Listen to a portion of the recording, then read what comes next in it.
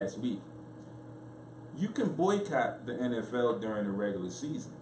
It's a multi-billion-dollar business. It's seen, watched, heard around the world, people. Not just the country, around the world. So you, Joe Blow, could sit in your house and say, I'm going to boycott the regular season and not watch football all season long. Really doesn't affect them any, because you've got people across the seas, across the waters, who are still in tune, who are still going to watch, because they don't have the same situations going on there that we have here. Now, what I mentioned last week was, if you really want to get to them, boycott the Super Bowl. Don't boycott the regular season. Boycott the Super Bowl.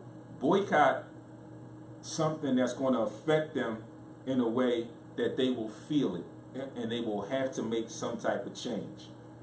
I know, for one, everybody gets a little antsy when their pockets start getting interrupted. I'm one of them. I can sit here and tell you that today, and I know plenty of people who else are the same way. You start messing with my pockets, and we got a little problem. Not a little problem, we got a big problem. So I'm not telling you, I'm not advising you. That's just the thought, my thoughts, my thought process. My thoughts and my thoughts only is how I feel about people saying they're going to boycott. If you're going to boycott and protest, it has to mean something. So don't tell me you're going to boycott the NFL and then don't do it. Or don't tell me you're going to boycott the NFL and not have a well thought out plan. Like I said, boycott the Super Bowl. If you want to do something, you want to make them feel something, boycott the Super Bowl. There's a lot of money involved, a lot at stake in the Super Bowl. I mean, people pay millions, companies pay millions of dollars for 30-second commercials. What do you think would happen if you boycott, nobody watches these commercials? What would happen to a lot of businesses who are probably preparing now for the Super Bowl? The hotels, the restaurants, and all the other shops and things in whatever city the Super Bowl is in. It's a week-long event, people. It will hurt them, and it will make them see. It will mean something at that point. Again, my thoughts, my opinions, it's what it is.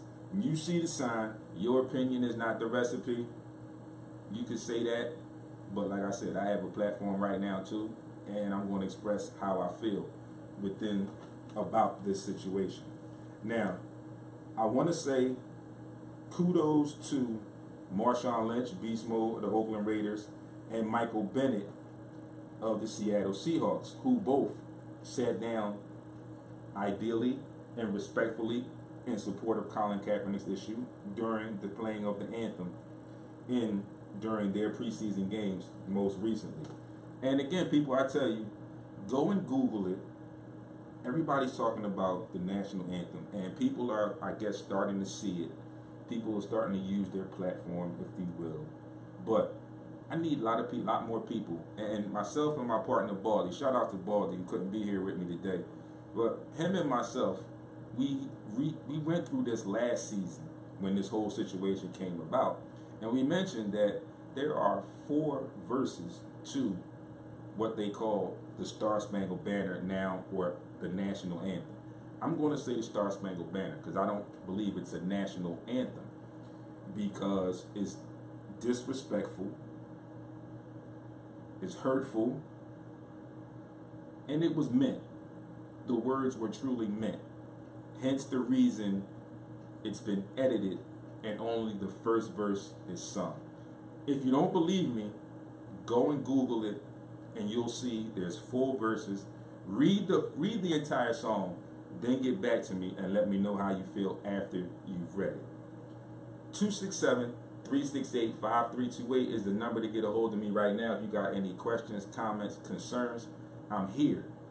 You feel some type of way about some of the things I said, call me up, let me know. I'm here, and I will not back down. I will defend and support my reasons for saying what I say and what I've said. Now, as it began, Colin Kaepernick decided he was going to protest for the injustices that are going on in our communities today. Immediately, that was flipped into he's disrespecting the flag. He's disrespecting military. After the disrespect of the military comments came out, Colin Kaepernick counterpunched and said, I have family members who were in the military. It has nothing to do with the military. Again, it has to do with the injustices that are going on in our communities today. Some of his quotes were from back then via ESPN.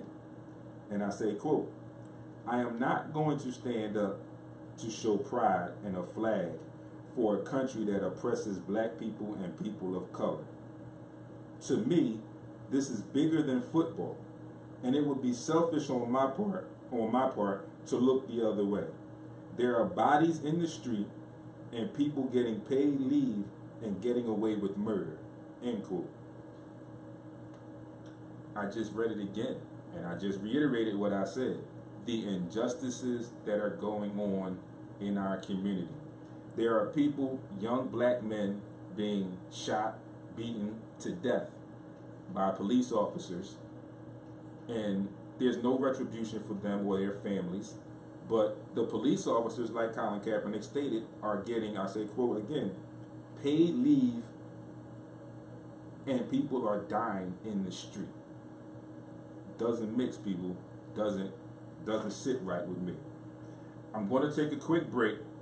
When I come back, I got one more quote from Kaepernick. We can talk about this a lot more.